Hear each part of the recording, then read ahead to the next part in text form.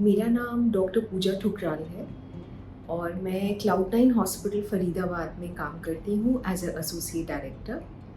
और मैं आज आपके सामने और आपके साथ बात करने वाली हूँ मेंस्ट्रुअल हाइजीन पे।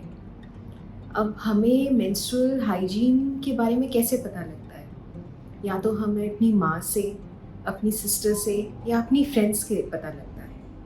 लेकिन सही मेंस्ट्रुअल हाइजीन के बारे में मैं आपको आज कुछ टिप्स देना चाहती हूँ।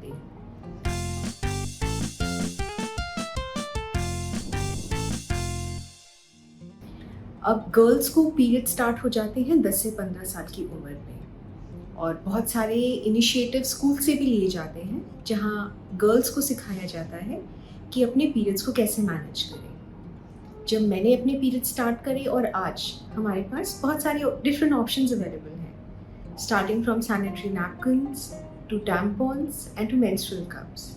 तो एक एक करके हम इसके बारे में बात करते हैं। सबसे पहला है कि आप कोई भी प्रोडक्ट यूज़ करें, चाहे वो नैपकिन है, चाहे वो टैम्पॉन्स है या वो कप्स हैं, हाइजीन मेंटेन करना बहुत ज़रूरी है। इसका क्या मतलब है कि कोई भी प्रोडक्ट यूज़ करने से पहले आपको अपने हाथ सोप और वाटर से क्लीन करने हैं। जब आपने वो प्रोडक्ट यूज़ कर लिया, दोबारा से अपने हाथ को आप सोप और वाटर से क्लीन करेंगे। फर्स्ट हम स्टार्ट करते हैं सैनिटरी नैपकिन्स के बारे में। अब सैनिटरी नैपकिन्स आजकल डिस्पोजेबल भी अवेलेबल है और रीयूजेबल भी अवेलेबल है। डिस्पोजेबल नैपकिन्स प्रेफरेबली कॉटन के यूज़ करने चाहिए। इसका क्या फ़ायदा है? एक तो आपको रैशेस कम होंगे, दूसरा इट इज़ इन्वायरमेंट फ्रेंडली। जब आप उसको डिस्कार्ड करते हैं, it can be absorb by the environment. अब सैनिटरी नैपकिन्स बहुत सारे मार्केट में अवेलेबल हैं। अगर आपको पता नहीं कि क्या अच्छा है आपके लिए, यू कैन ट्राई 1, 2 एंड 3, और जो आपको सूट करता है that is the best for you, but make sure that the lining is cotton based. Sanitary napkin जब आपने अप्लाई कर लिया, make sure that you change it every 4 to 6 hours। और अगर आपका फ्लो ज़्यादा है, हो सकता है आपको 2 से 3 घंटे भी के बाद उसको चेंज करना पड़े। अब आजकल रीयूजेबल सैनिटरी नैपकिन्स भी अवेलेबल हैं।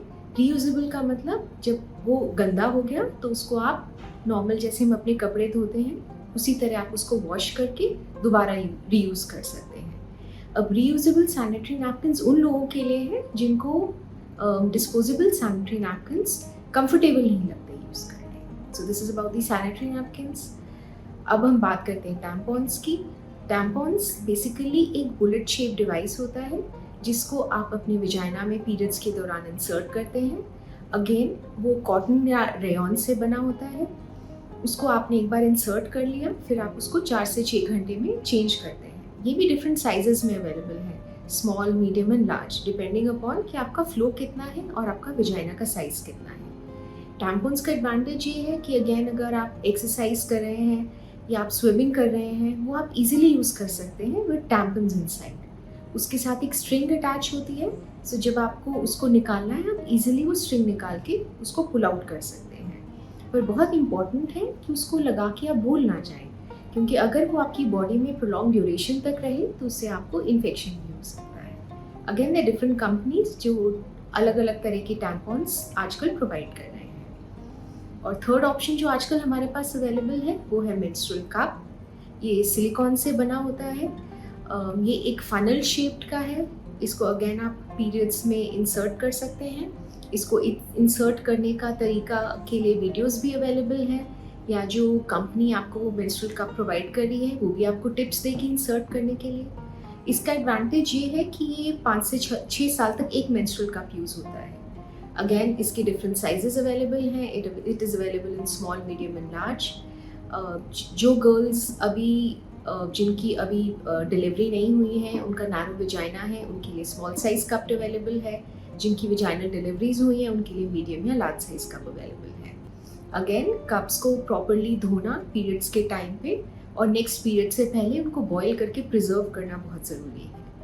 अब आप चाहे कोई भी मेथड यूज़ करें, उसका डिस्पोजेबल बहुत इंपॉर्टेंट है।